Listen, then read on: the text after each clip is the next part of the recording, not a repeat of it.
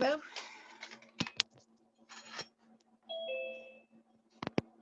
yeah.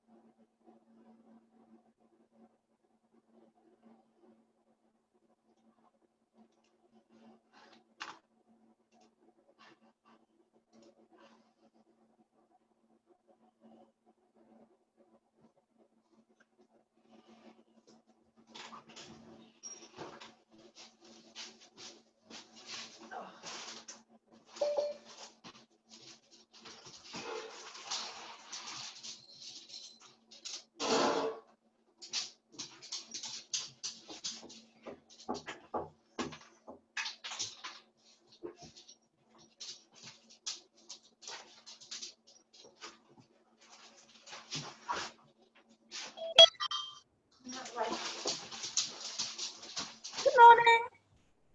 Morning. Great Lemmy. You're in the way. Come on, Chip. Move. Move. Move. Move. Move. Thank you. Go. Come on, boy. You're in the right, don't you, lot? Come on, boy. Yeah, I've got something naughty. Yeah, I've got something naughty. Morning. Hiya.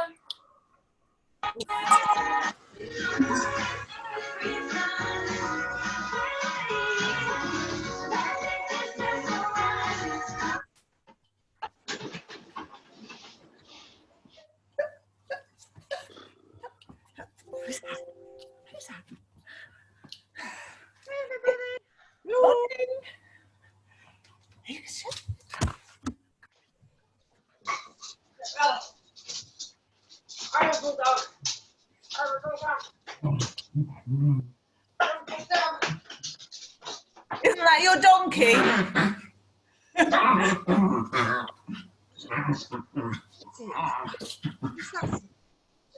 Sid, where are you? Sid, here. Here, look. Hello. That's not helpful, is it?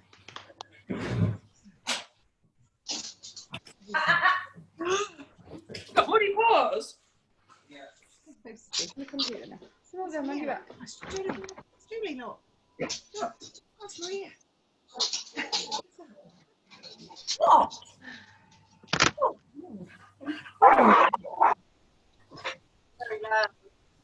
Get off.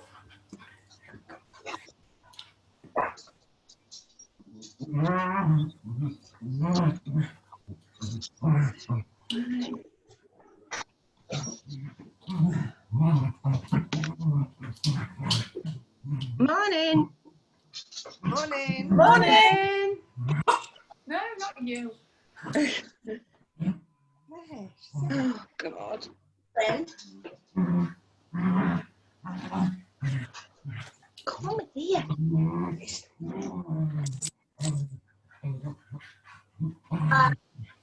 You're going to pull my arm off, aren't you?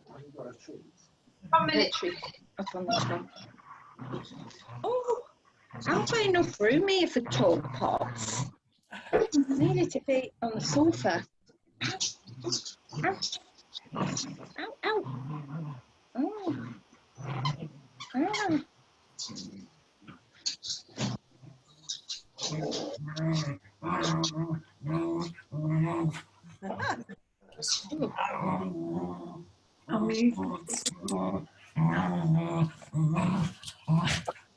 You'll make ready. Look. Is it? You're not listening, are you? No. Everybody's frozen. Everybody apart from me is frozen. Hello. Yeah. Look, Remy's sitting nice and quiet. She is. Start with the bar. Oh! I wasn't ready for class this morning. She's just had a really long walk with her dad, so. She hasn't had one yet. Oh. Give her my glasses.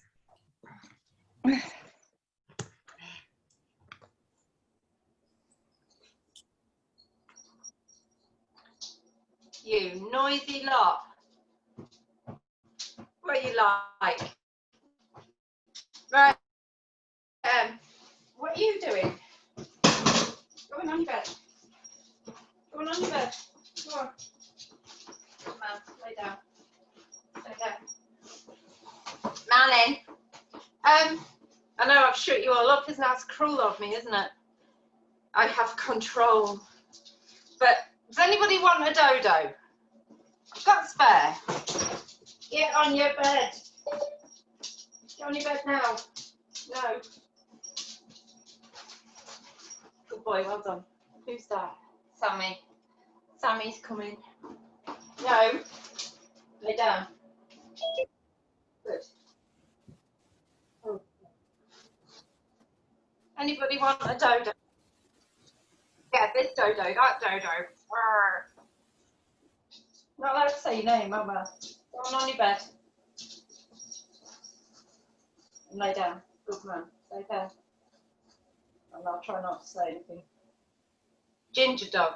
Free to good home. All right. I'm gonna mute Sammy. Hi, Sammy. Thank you for making it. All right. So I thought, first of all, we'll have a quick word because obviously it's been a couple of weeks, and I know that I've had messages going backwards and forwards that you've all definitely got teenagers now, and that I think there's been at least one moan from each individual. I do want to really try out this recall course that I'm in the middle of learning, which has been designed as an online recall course, and I'd like to kind of try it out on you and get your feedback on it really before I go properly live with it, because I think it's really, really good. Dodo and I have been practicing some of the bits, and it certainly sparked his recall up again. Not that he's ever been really awful, but you know, he does like to go off hunting and chasing birds and things. So that's where I'd like to go, but obviously the aim is as well to make sure that we're trying to fix or help you with any issues that you're having living with your dogs. And obviously we've got to get Andrea ready for a brand new puppy who's you know, madness. It's not easy living with, well, you've lived with multiple dogs before, so you are capable. Look, angel child. Look, he's back. He's here, aren't you? Will you go and lay down on your bed? Go on. Horrible. Lay down. Dodo, lay down. I know it's really hard. It's really hard being good. All right, so we'll take you one at a time. Has anybody want to volunteer to go first? I know it's early and everything, but yeah, go on then, Andrea. Everything. Everything. Everything. She's just started picking things up, tearing things up, just running off with it. Everything. She's never done this, and she's barking all the time. She's a shitbag.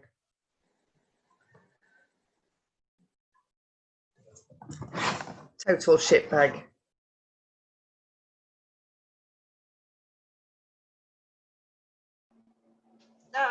My arm's not long enough. She's not really though, is she? So what you no, she's not though.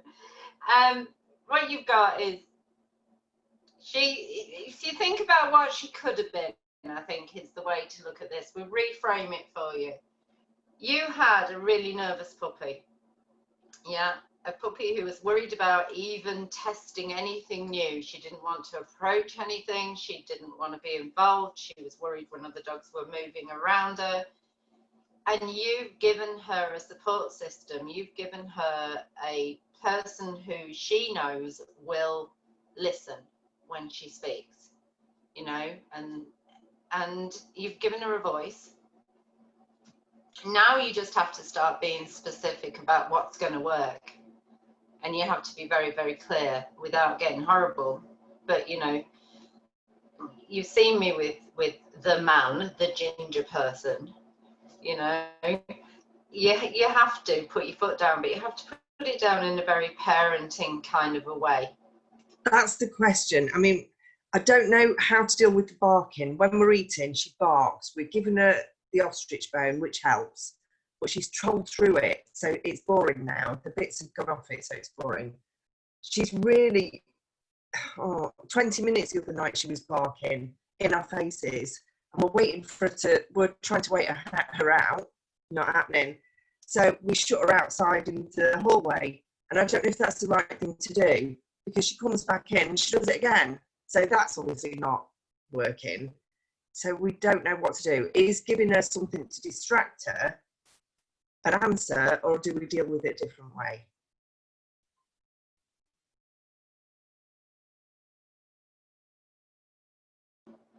I need a pokey stick so I can poke my mute button. So did you do the woof shush training? And did she respond to that initially? A little bit. So I think probably what's happened is you haven't persevered with that. Yeah, and that's where I would go. I mean, from her point of view, barking's always worked. If you think about when I first met you and she was barking at things she was worried about, you were very much instant response, and you know, and I was saying ignore it, ignore it, ignore it, ignore it, ignore it, ignore it. And it is hard. I know it's hard to ignore, and that hasn't worked. So I think we do have to teach her the alternative, and that's, I'm afraid, that's going to have to be with practice. In the meantime, if she's woofing and you know that there's a definite need behind that, then do respond to it. But if there isn't a definite need, if it's just about I'm a bit bored and I want to, and you've tried giving her something else to do, then you just do super nanny. You know, talk to the hand because the face ain't listening. You know, and you know that's not working, and you walk off, and you just do it every single time. You know, it's like Dodo. He's been right. I shouldn't be saying his name. He's been right so-and-so this morning. You know, I was trying to have breakfast and I had to tell him to go away at least 10 times before. And it was only a tiny breakfast. It wasn't even like it was a full 20 minutes worth of eating. You know, I was going to slam a sandwich down, and at least 10 times I had to tell him to go away. You know, what about this direction? What about this angle? What if I sniff in this way? What if I walk up to you sideways? What if I, you know, so they're just pressing buttons, if you like, seeing what happens if. And I think her go-to's always been barking, always. So you have to teach her the alternative. Yes, it's hard work. Hopefully, if you get a good puppy and we get you introduced well, some of that will be taken off you because the other dog will distract and entertain. But could go worse. It could be that you get two dogs that are really good at barking. All right, who wants to go next? Lost somebody. Lost Sammy. Who wants to go next? Anybody? Anyone volunteering? No. I'll pick someone. There we go, Jill. Can you unmute you? I'll try again. Have I done it? Am I unmuted? Goodness for that. I hate computers without mice on them. I can't deal with it. Poppy, it's just the thing, pulling on the lead, but I shall have some one-to-ones with you probably in the new year because she gets spayed on Friday, so I'm about that. And our Christmas decorations, let's say there's not going to be very many on display this year, because anything that is within her reach, she goes for. I don't know if I turn this. Can you see my Christmas tree? It's behind bars. And that, get off the computer, and that's because she is just after everything. So that's a problem with her. She won't leave anything alone. She keeps having a chew at the radiator pipes again, taking the paint off them.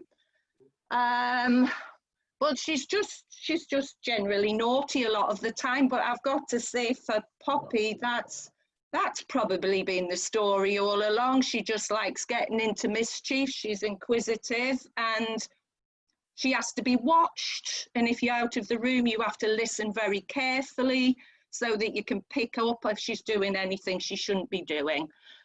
So she gets told off firmly. If she repeats several times, I pick her up and she goes in her den for a couple of minutes, and then we bring her out again. I don't know if that's the right thing to do, but that's what we try and do with her.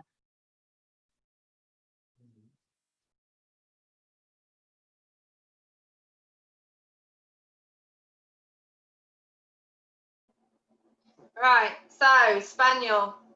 I mean, she's just such a typical Spaniel. Did you get Jane Auden's book?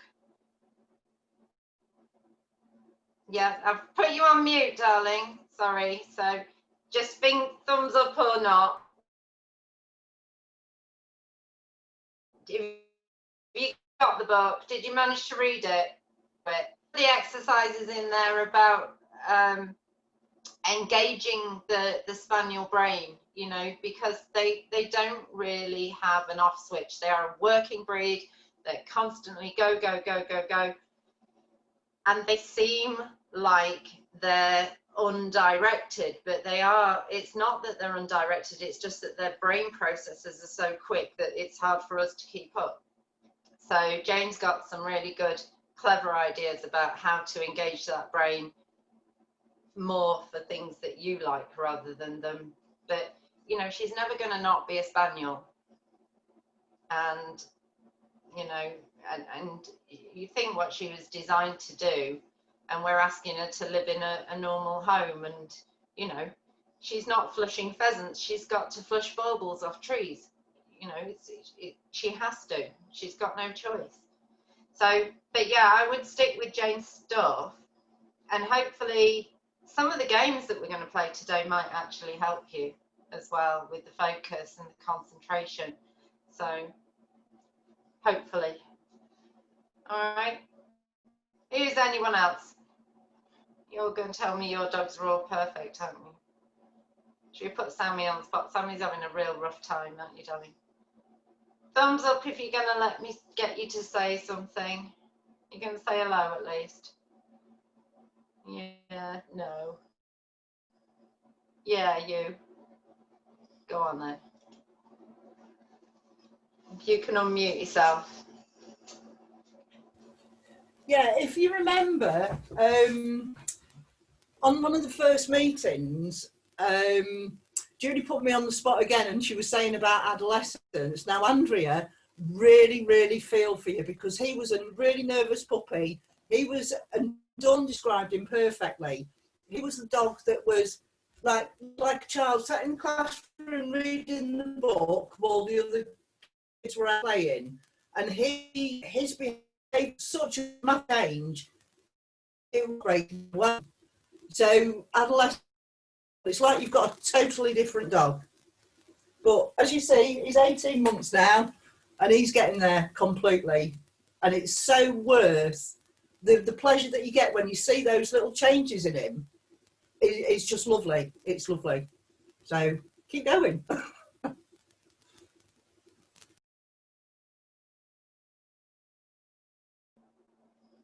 Right then, if anybody else wants to say anything, or this suddenly occurs to you that you have got something that you want to, then interrupt me, or you know, put your hand up now, because I don't want people to feel like they're left out at all. And I know all of us would just love to hear Judith's voice, because she's always so absolutely positive about everything. But again, I'm not going to force you to. I'm not going to put you on the spot if you don't want to. She says I do.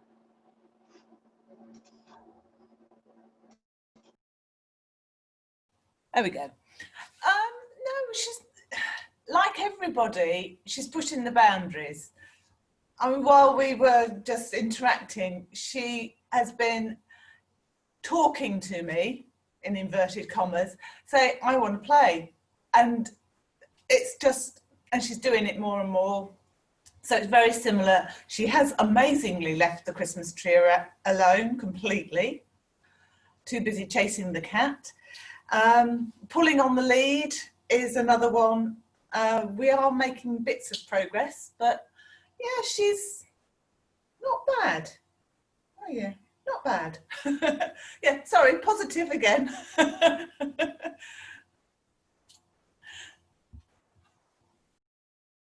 Oh. I love that the fact that you always manage to put a positive bent on everything. I've got no issues with that, and you and Leanne are both very, very good at that. So is Leanne wanting to say anything, or does she want to sit there and go, not me, not Sunday, 10 o'clock? I'm definitely feeling very Sunday-y.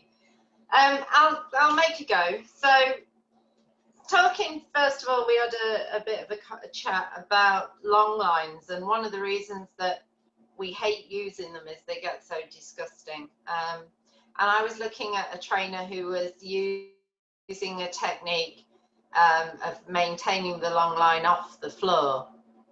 And we have kind of gone over this.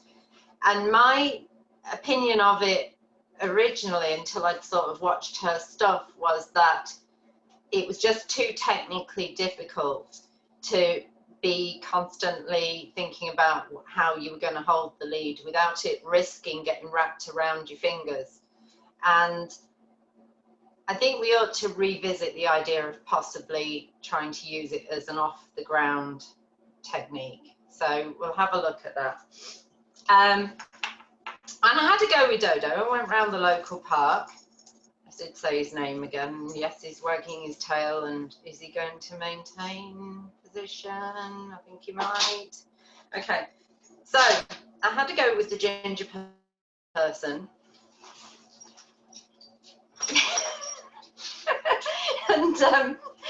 And it went quite well. I think there was a couple of times when I had noticed that I'd got my fingers in dangerous positions. I might just kick them out for a second. Can you go out for me so that I can just tap the whole floor? Come on, out. Dodo, you too. Dodo.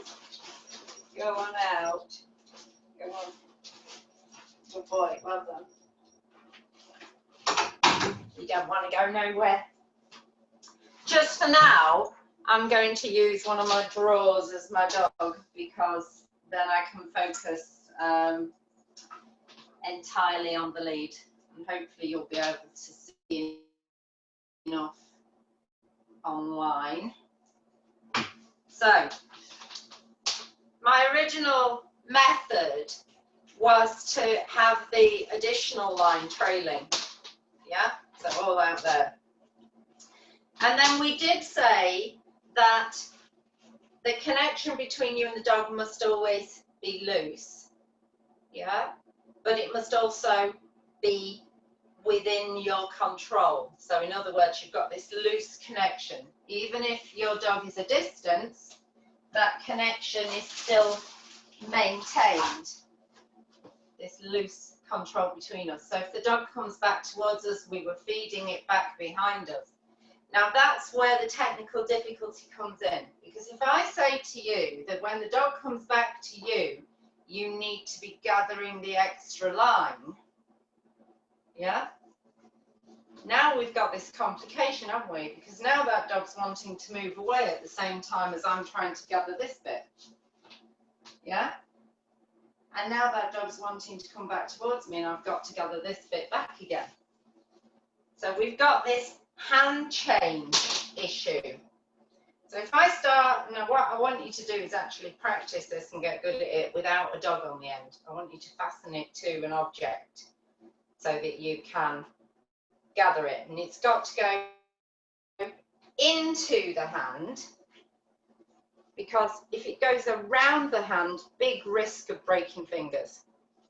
So we're starting with it in the hand. It's inside the palm and it's gripped this way. Now we've got dog moving away.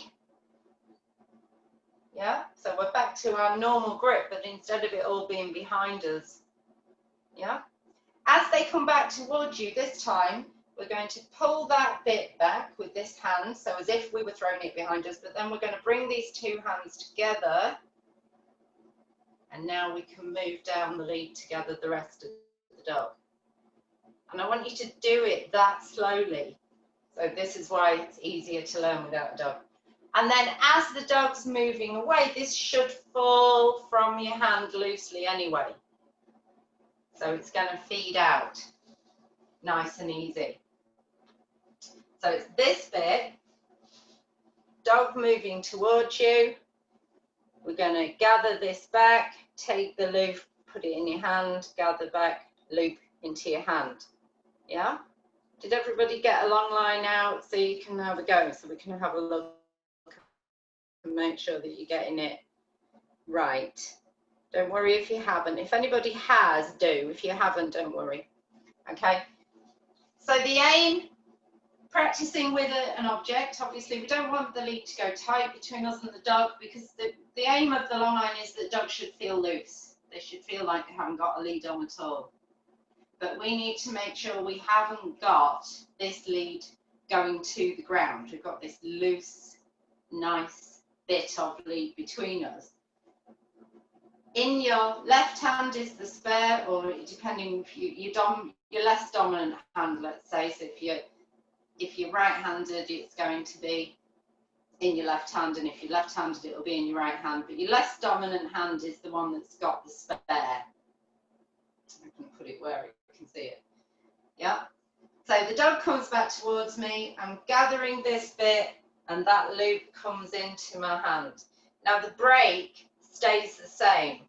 So the braking system is still going to be this dominant hand goes up and into your chest.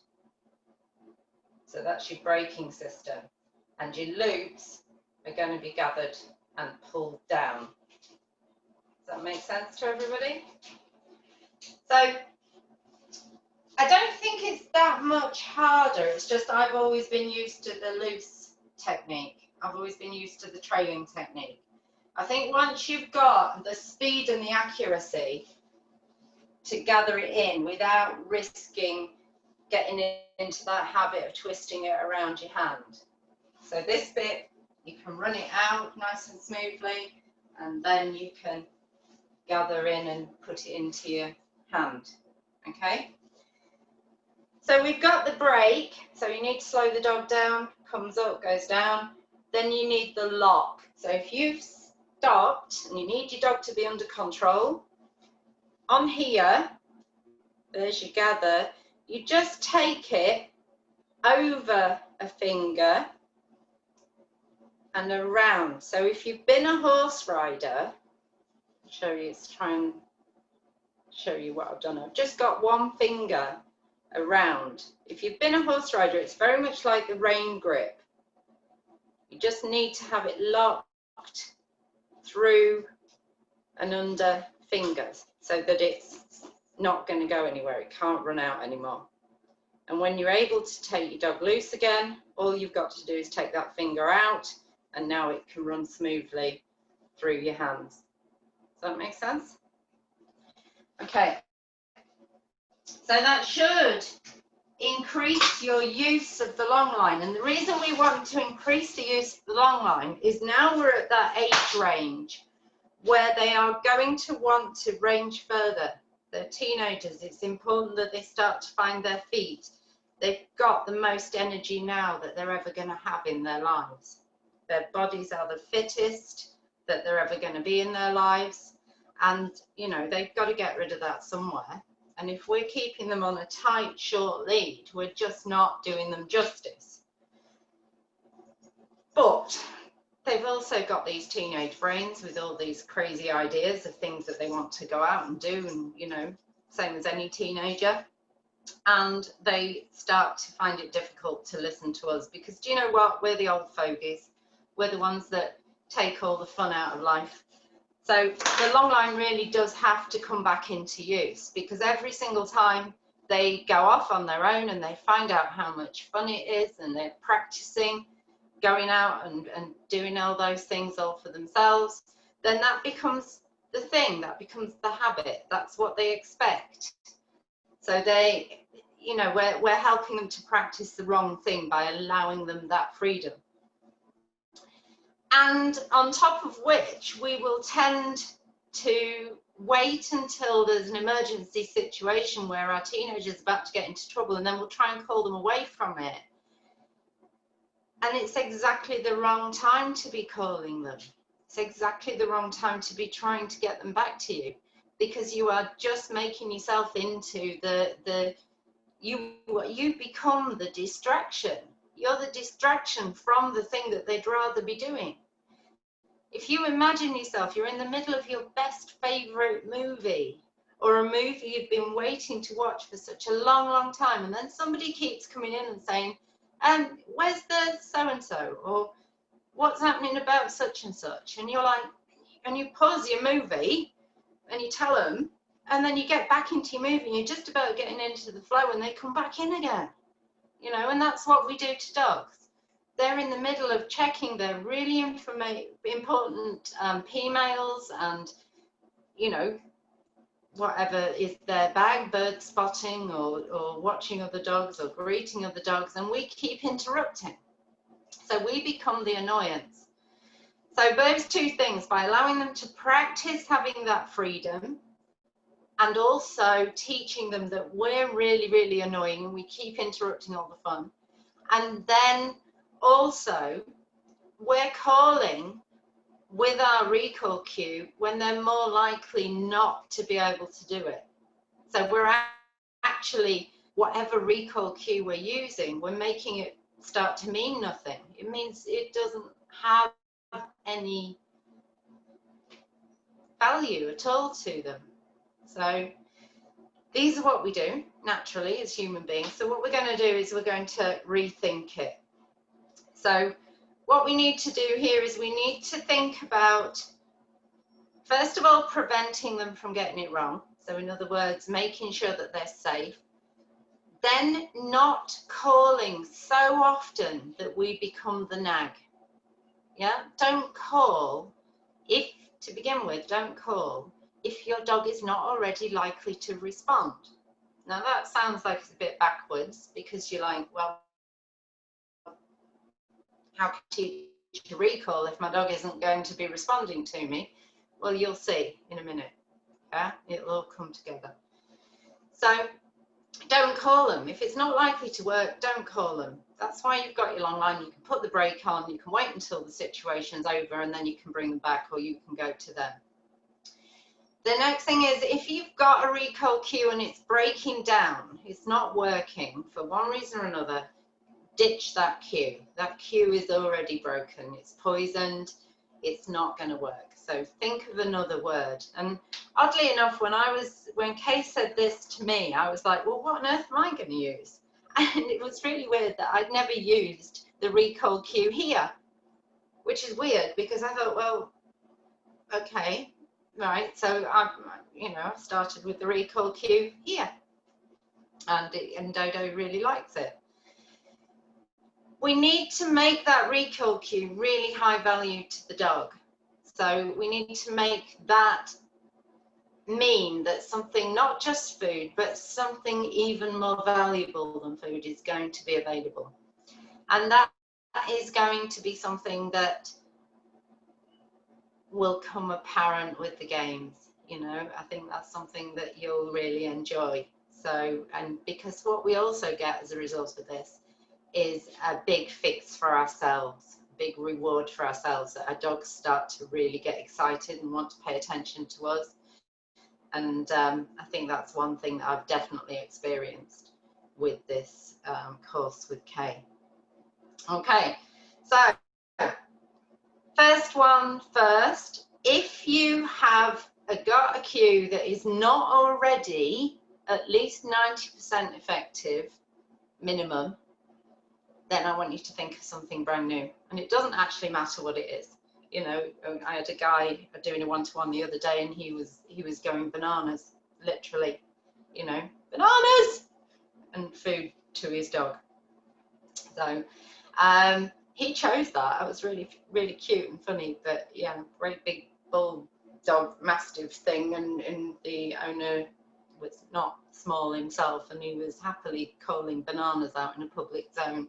So, you know, think of a word. It doesn't actually matter if it's a word you use today and you're not going to use, but I do want you to pick one and stick to it once you start.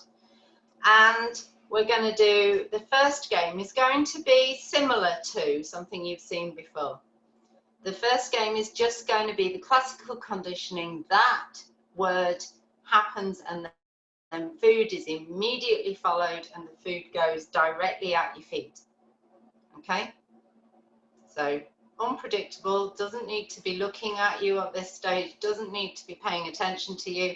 If they don't hear it, you still go to them and give them the food. So that's the first game. So we'll get a dodo. Do, just dodo. Where are you? What are you doing? What was you doing downstairs? I only want dodo. No, maybe. Go out. No, go out. Good girl. Yeah. The only trouble I have with Dodo is getting rid of him in the first place, so that I can show anybody anything. Okay, so we'll get rid of the food. We'll hide it so it's not part of the picture, and we're going to randomly and quite excitedly say, and the food goes directly at your feet. Okay?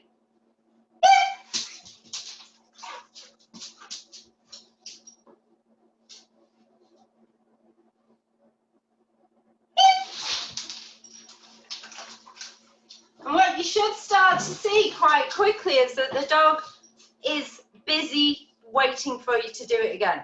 Rather than wandering off, they start to kind of hang out. All right, so that's what I'd like you to do. Pick a word, say your cue, and food goes right to the floor, right between your feet. Happy, everybody? Hello, Judith. Hang on, you have to unmute yourself, babe. Can you use your recall cue? Because Tilly's really good on that still. We're doing well. Okay, thank you.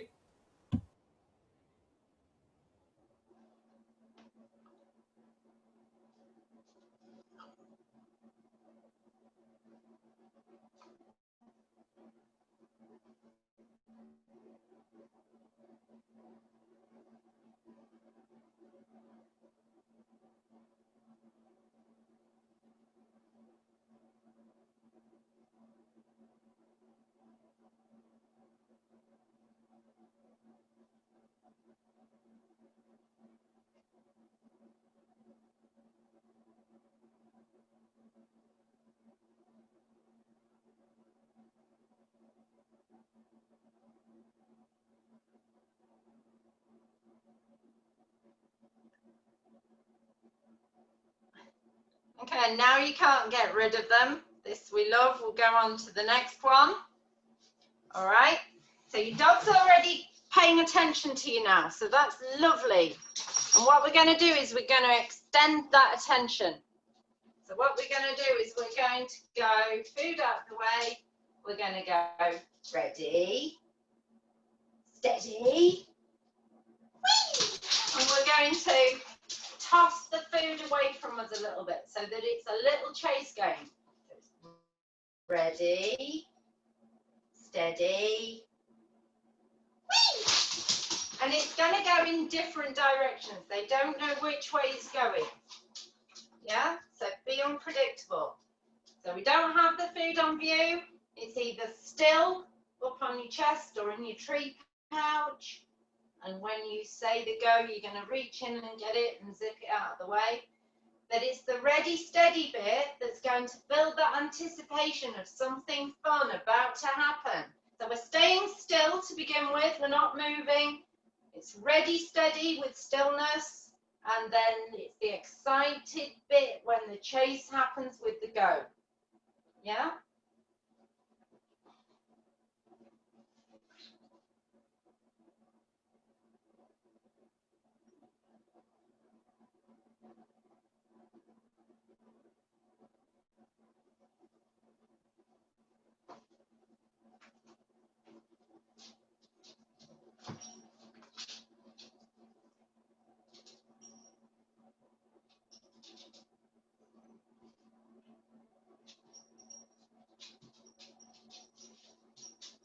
So what this is doing, this is building anticipation, but it's building calm anticipation.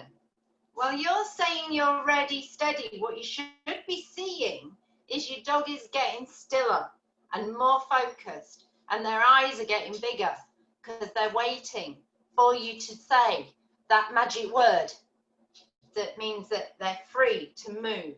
Yeah? So it builds calmness while they're in anticipation, which if you think about it, it's a really hard thing to do. It's really hard to be calm and still when you're excited. So it's a really good thing to practice. All right, so ready, steady, go, builds anticipation. You can see it's building focus because they really don't want to take their eyes off you in case you say go. You can change the length of time between the ready, steady and the go. So you can make it unpredictable, and unpredictability makes it more interesting and more fun. Yeah, the ready, steady bit keeps that engagement. And the go eventually will be your release cue to say now you can just go off and sniff again. You can go and play. Yeah. Ready then becomes, are you ready to play the game again? When we use ready when we're doing agility, are you ready to listen so we can start the game of jumping over the jumps? Okay, so dogs really love that game. Is everybody happy with that game? Anybody thought that that was not as much fun as I think it is? I think it's a fab game. Okay, dodge and dive. I think we did this one already. So the dodge and dive, instead of this, that one was a verbal cue system. Yeah, so we're saying verbal things to the dog, so they're hearing. This one is about them watching. This one is about body. And what we're going to do is we're going to move our body, but not our feet. And the way the food is leaving us is going to change. It's going to go in different directions. So it's unpredictable. So it's fun. Okay, so feet still and body moves. And what you should see is, as you move, the dog's watching. And they don't want to take their eyes off you, because at some point, without saying anything, you're going to just skitter that food across the ground. Okay, so dodge, dodge, dodge, dodge. Oh, it's gone under the cupboard. Oh no.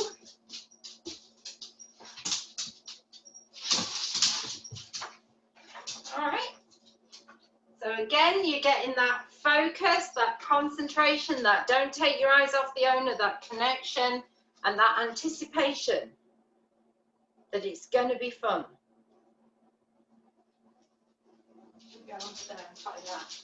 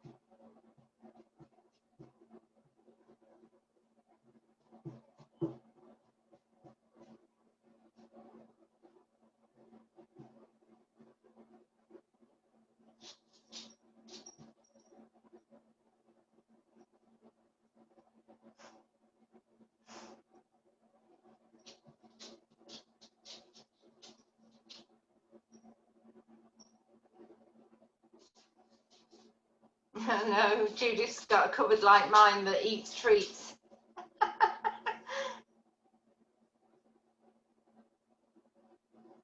Okay, beautiful. So now you've got dogs who are thoroughly excited, yeah, and want to be involved with you. So take a rest, because I'm sure you're tired. Let them calm down a little bit.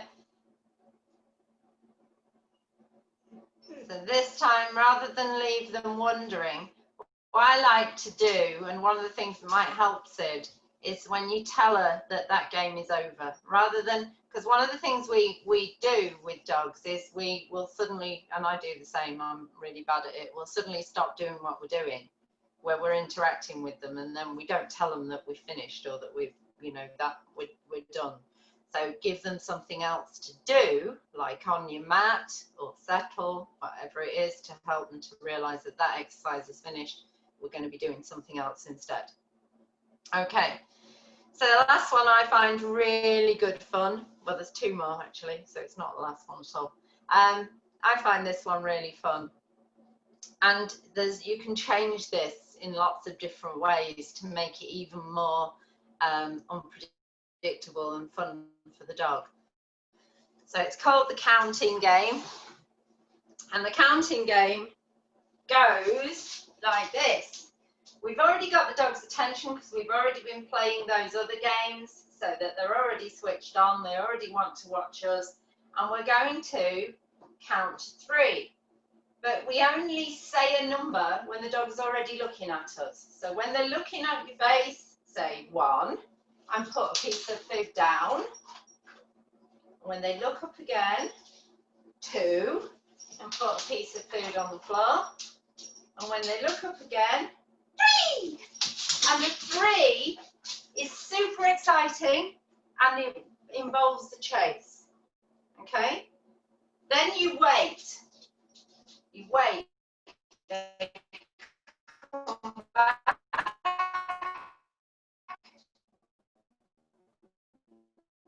They look at you.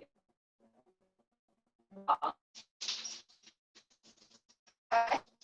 And you check how long they have it. If you've just called them away from something interesting, and that interesting thing is still in the environment, it's still near you, so another dog or a bunny rabbit or a bird, so your dog is still wanting to look at it, well, this keeps that engagement. You ready? 1,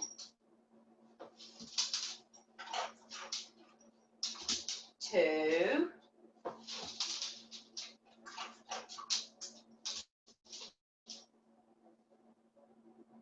3. Okay, and you can see you can adjust the length of time between each number. After they've looked at you, you can say your number, but you can wait after you said that number before you say the next number. And again, your dog's learning, keep that focus, keep that interest. All right, let's have a go. Good boy. Yeah, touch, yes. Give it.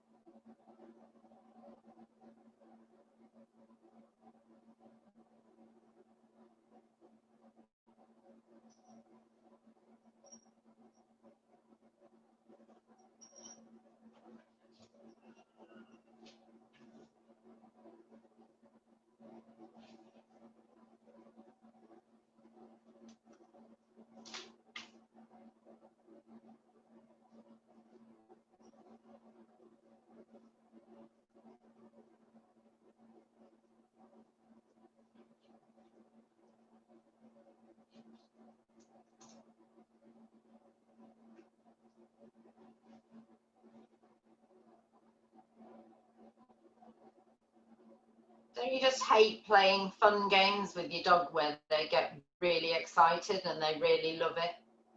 Wouldn't you much rather be beating up on your dogs and being horrible to them? All right, next game. Now, the aim of having so many different games is that you don't become the boring interrupter. We want us to be the dog coming back and going, what game we're going to do? What we're doing? Yeah, you got something for me to do? Yeah. So we want to be the most interesting thing in the environment. So one of the ways you can do that is when the dog's already engaged with the environment and they're not that interested in you, then this is a really sort of cheats way, I think. It's one I already knew about, but I hadn't really thought about it in the terms of the way she trained it. It's a cheats way of getting the attention back on you.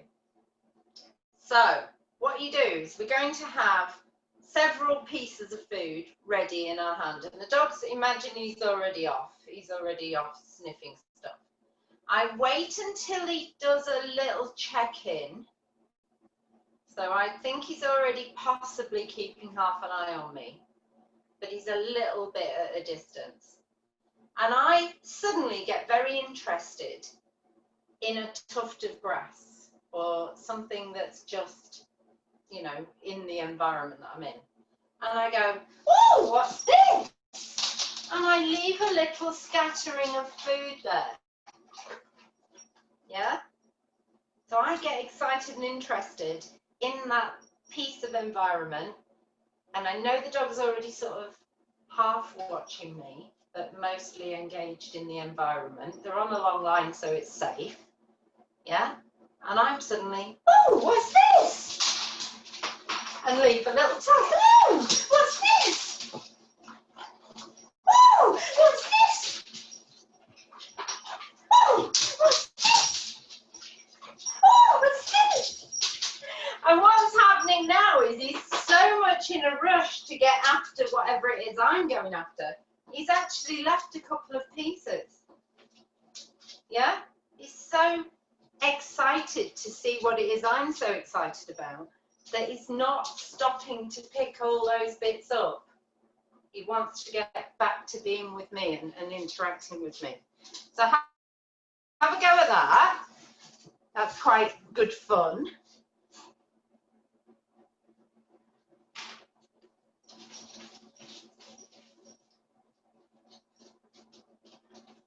Good boy. A bit.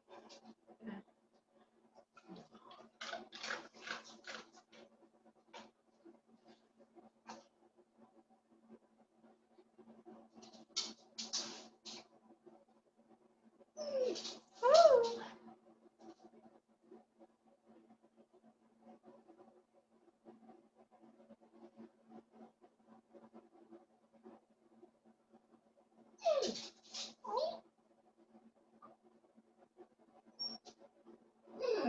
Brr, come here. Bossy boots. Bossy boots.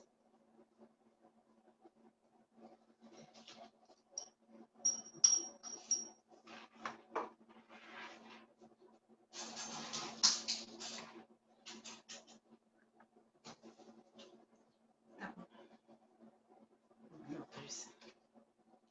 That one.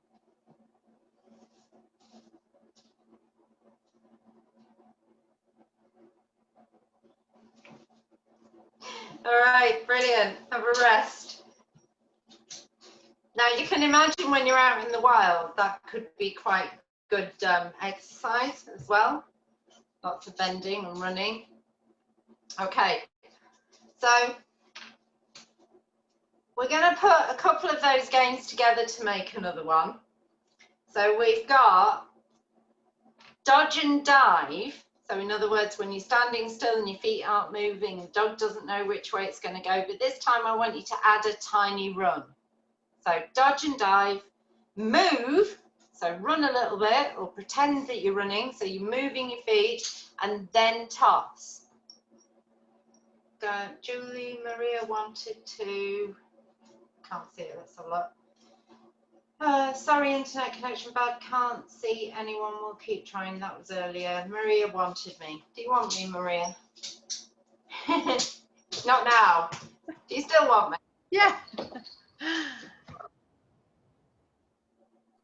It's only a quick one about that last one we did. That's what we used a lot with Missy with her recall, and her recall is really good. So we don't really have any problems with it when we're out and about. But we have always taken her down Don and up, and she's always come back to us. So the only time we have problems is if she's chasing a bird, and now she chases a little while and she thinks, oh no, I'm going back. So she's really good at that. And that was one of the games that we used a lot when we were out and about. This, I used to go like this, what have I got? And she'd come and want to know what I'd got rather than what she was busy doing. So it is a really good one, that.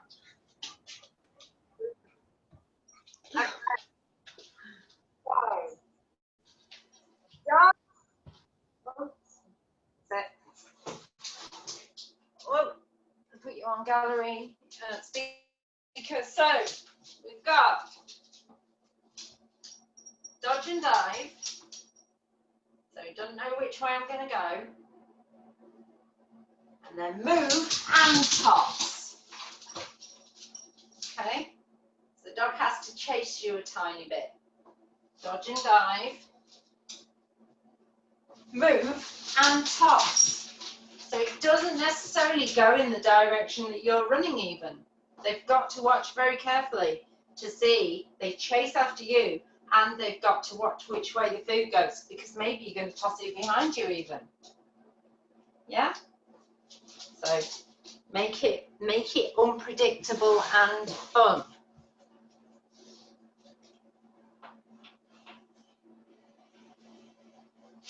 Don't. Watching. Did you see it?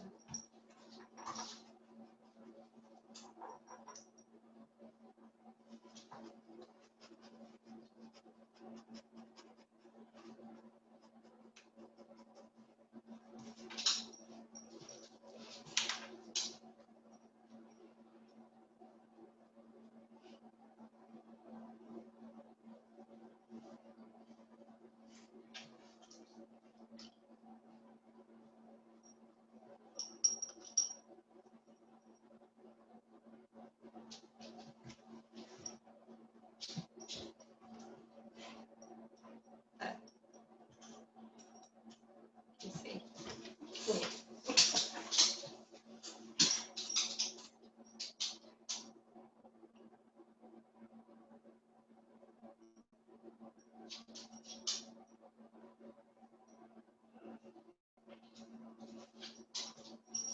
All right, Fabo, take a rest. You're working out today. Okay. So, I mean, I love all of those games. What you've got to remember now is once you've got your recall cue, and you can see your dog spark up when they hear that cue, then you can start to add a different game each time. Yeah, don't stick to the same game. Although, you know, some dogs have favorite games that they'll play until, just like kids or, you know, me, that they'll play until the cows come home. But try and make it as much different and fun each time as possible, so you're being unpredictable. So what we're going to do is we're going to recall and then add a game. And you've already got some games that you can play. You've got a touch, and one of the really good games, which again I've already been teaching but hadn't really realized and hadn't put it into context, is touch and 360. All right, so touch and 360 isn't what I've called it, it's what Kay's called it, but it makes sense. So first I'm just going to toss him away so you can see me calling back. And then what I'm going to do when he comes back is I'm going to offer him the hand touch signal, but I'm going to get him to do a circle around me and then toss him away again. All right. So we're going to toss him away.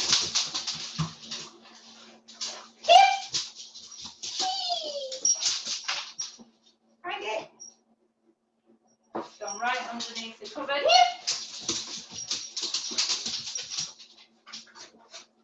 Okay, so his hand signal.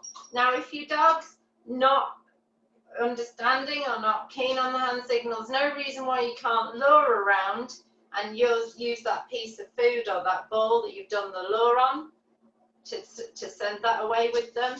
But if they've got hand touch, give it your hand touch and then toss them away again. All right, does that make sense to everybody?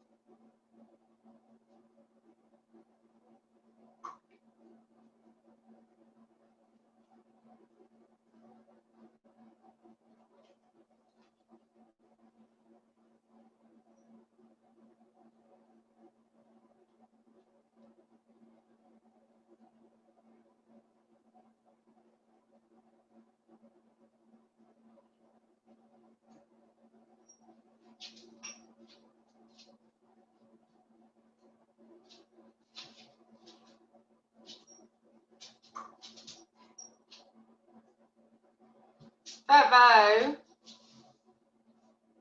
Now, how much fun is that one? I love that one. We can take that to another degree.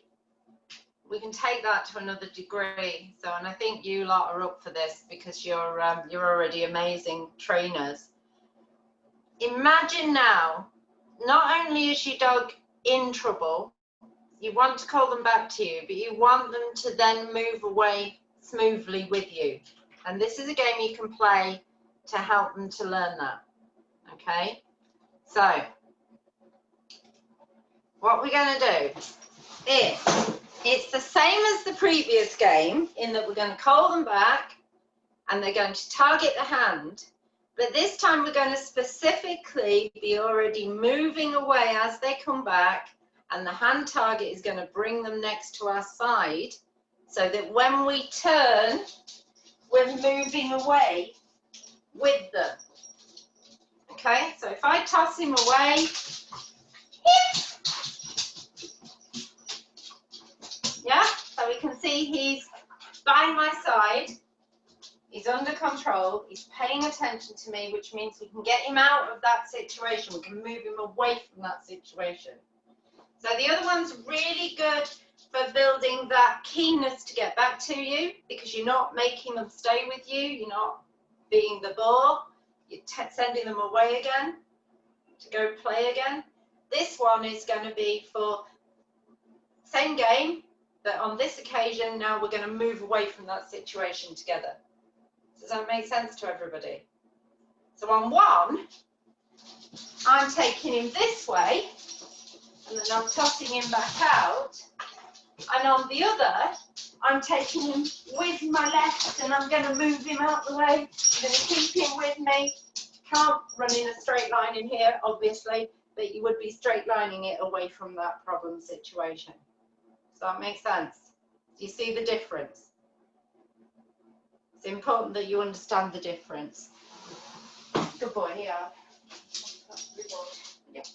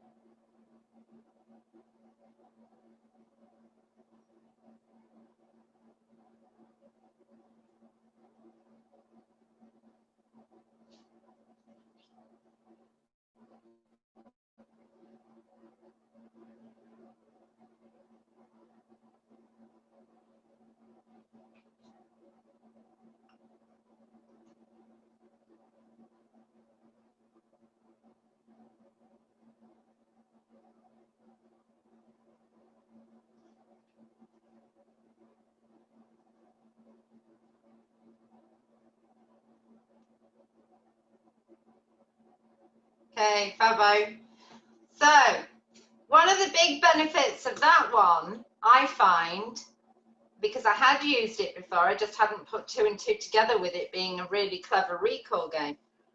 I use this game to get the dog started wanting to be right by my side and moving with me, because it gives them that, it doesn't become boring moving with the owner, because you're going to be giving that you can get away again. And if you can find your way back to that position, that's where all the fun's going to be. So it becomes a really nice way of getting them. So what you end up with, and I think I definitely saw there a couple of examples where the dogs were just coming straight back to being at your side and wanting to move with you at your side, you know. And that, we want them, don't we? We want them keen, we want them go away, you get it here. So we can get them back in moving with us. So we can get that really excited, staying with the owner response. Okay, so next week, we're going to talk about a couple of things called Run Away and Hide, which is really good fun. So next week, I want you to have a think about, can you set your camera up somewhere where we can see that you've gone away and run away and hidden? So it's called a hide and seek recall, a runaway and hide, or a runaway recall. You might all want to wear jogging pants because I'm going to keep you moving quite a lot. Okay. Any questions about all of that, or comments about all of that? Got thoroughly wound up dogs now? Want to just be with you and interact with you? Yeah. So you might want to go after class now and just do some settling on your mat, calming down, or sniffing games. If you don't want to keep interacting with them, send them off on a little trail, a search of food to just calm those minds down a little bit. All right, happy people? Any questions? No questions? You sure? I thought that was going to be a question then, Judith. I was all excited. I thought she's going to talk to me. All right, let's put you all on speaker. You can all yell at each other and have a proper chat, because we haven't seen each other for a while, have we? So if you unmute yourselves. Hello. Hello. Hello. It's really funny because we're so used to just texting each other. Actually using words. Hello, Sid. Hello, Sid. Hello. Hi, Sid. Hello. Oh, don't dive on it. Oh, Puppy. I can see Puppy. Here, come here. Come here. No, we're not going to climb on it. Oh, you're talking. Look that way. Look that way. Good luck with the spaying. Oh, I'm yeah. dreading it. Yeah, good luck. Yeah. I feel for you. I would be terrified. Yeah, I'm dreading it. I don't know how I'm going to keep her quiet for 10 days. It's Oh, God, that is yeah. going to be a nightmare. It's pretty impossible. Sorry.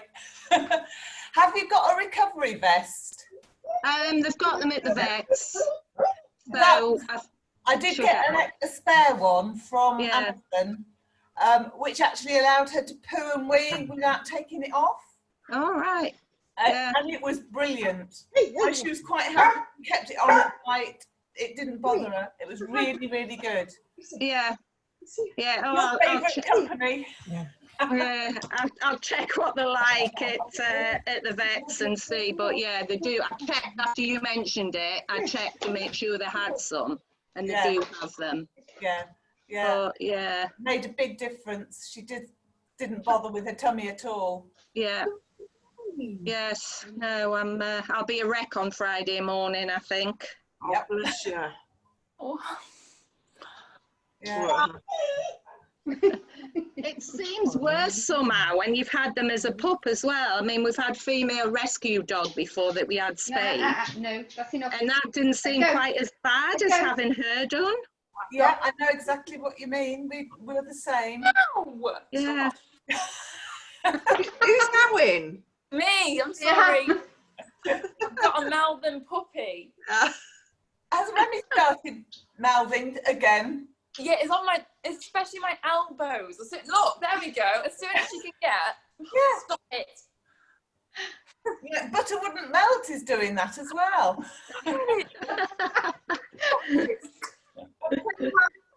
Oh, they just leaped. Get off. You did say, Julie, you wanted a baby donkey.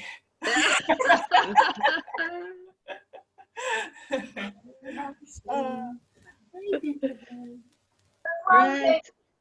Dodo, of all the dogs I've ever had, he's definitely the cuddliest. Oh. Sid won't cuddle. She won't kiss and she won't cuddle. Oh, you do, don't you? You like it. Yeah. She just barks. Are you listening? Are Are you listening? Oh. Where is it? Is he? Where is it? Sit on the side. Look, sit up there. Are we idiots? All of us pointing at the laptop. Yeah. No, we're not interested. I'm going, look at the telly, look at the telly.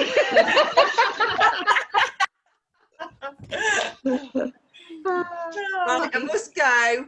Lovely to chat. And you. Bye-bye. Take care, everybody. Bye. Take care. Thank you, Bye. Julie.